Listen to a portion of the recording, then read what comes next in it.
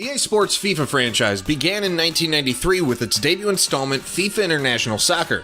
While still commonly regarded as one of the best sports game franchises, FIFA has simply lacked excitement for the better part of the last few years, leaving players begging for a fresh experience. With new and improved gameplay mechanics, a more detailed career mode, new FIFA Ultimate Team season objectives, and the introduction of VOLTA Football, FIFA 20 aims to truly separate itself from recent series installments. But is FIFA 20 a standout in a series that has been around for nearly 3 decades, or is it just another FIFA? Let's find out. It's the opener in this game. Well, keep it tight, that's what both managers would have been saying, but now the opening goal's gone in. Similar to Madden 20 and NHL 20, FIFA 20 has broadened the spectrum for speed in the game.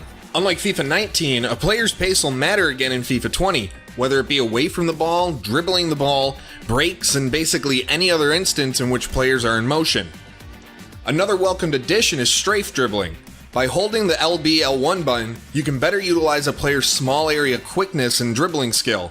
Pressing RB or R1 and flicking the right stick now allows you to perform a setup touch to flick the ball into space and set up an open shot attempt. And while the new Strafe Dribbling and setup touch mechanics can be used together to create spectacular goals, the speed at which the moves actually happen may be too slow to be used in higher levels of competitive online play. Now, tackles are completely overhauled in FIFA 20, and you'll now be rewarded more for clean and well-timed tackles. And not only is the tackling improved, but defensive AI is boosted as well. Defenders not controlled by the user will now intercept and break up long passes, through balls, and crosses much better than in previous years. One major issue with the gameplay, however, is the way the players and the ball work together. While players do utilize their physical and skill abilities better, the ball simply doesn't move as fast as it needs to. Lastly, set pieces and penalty kicks have also been reworked. It's simply much more skill-based to score from a set piece or PK in FIFA 20, and you've really never had more control over your shot before.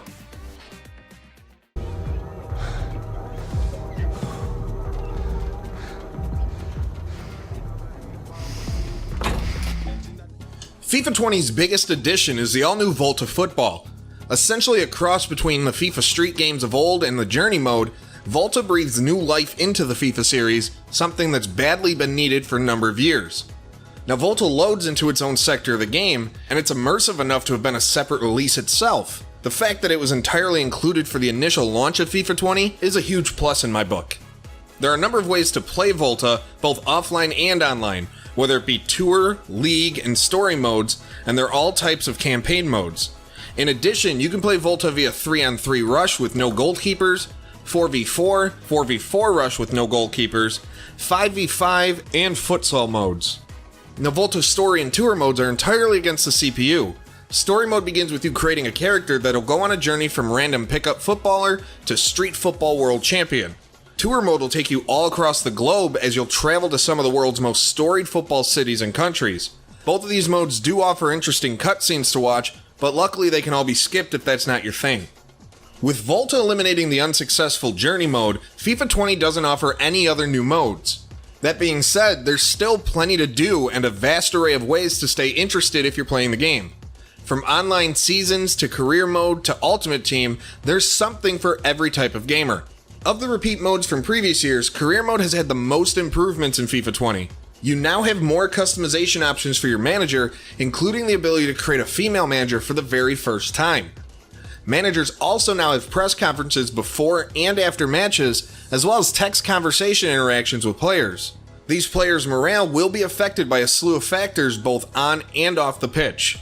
Now, House Rules added 2 new modes this year, a King of the Hill and Mystery Ball. King of the Hill is a game of possession only, limiting the enjoyment anyone could possibly really have with it. Mystery Ball is quite interesting though. Anytime the ball goes out of play, it returns as a boosted ball.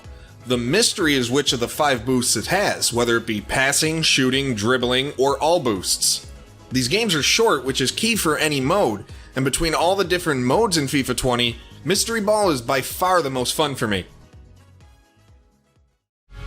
These two countries have a bit of a history of rivalry, don't they? They do, going back many, many years, and you normally get a couple of feisty clashes out on this pitch today. But what we have got as well, we have to emphasise, is some marvellous talent. Graphics in FIFA have always been a huge asset to the series, especially during the current console generation. The game looks absolutely incredible, from the player models to stadiums and fans. That said, menus, paw menus, the scoreboard, and all other banners look the same as previous installments, but you know the old phrase, if it ain't broke, don't fix it. Martin Tyler and Alan Smith are again the primary commentary team for the English version of the game, and there's a slightly more improved feel to the pre-game presentation, as it truly feels like you're watching a match on television. Alright, New York, we're just moments away from kickoff now, so please make some noise! If you don't purchase the new FIFA game every single year, the game may feel the same to you for the last several releases. Hardcore FIFA gamers know, however, that this is hardly the case. The truth is simply that FIFA's gameplay has been good for a long time, and it doesn't have the glaring issues that other sports games have. That being said, there's always room for improvement, and FIFA 20 certainly improves on some areas. FIFA 20 aimed to better emphasize one-on-one interactions and give players better control, both on offense and defense. To me, EA delivered on that, but the new offensive mechanics are hampered by the speed at which they can be performed. VOLTA is exactly the type of innovation the FIFA series has been clamoring for since the Xbox One PS4 era began. The mode is fast to fun, unlike the journey in FIFA 19 and earlier. It should appease the folks who've been begging for a FIFA Street reboot for years, and should also keep casual players interested in the game for far longer. FIFA 20 does enough to improve FIFA's overall outlook and bring some players back who are driven away by boredom, but it still would be unjustified to call it one of the series' very best installments. For more FIFA 20 and great sports gaming content daily, be sure to subscribe to Sports Gamers Online and hit that bell to be notified whenever a new video goes live. If you like what we do, leave a like on this video to help grow our network, and visit sportsgamersonline.com. They are the champions.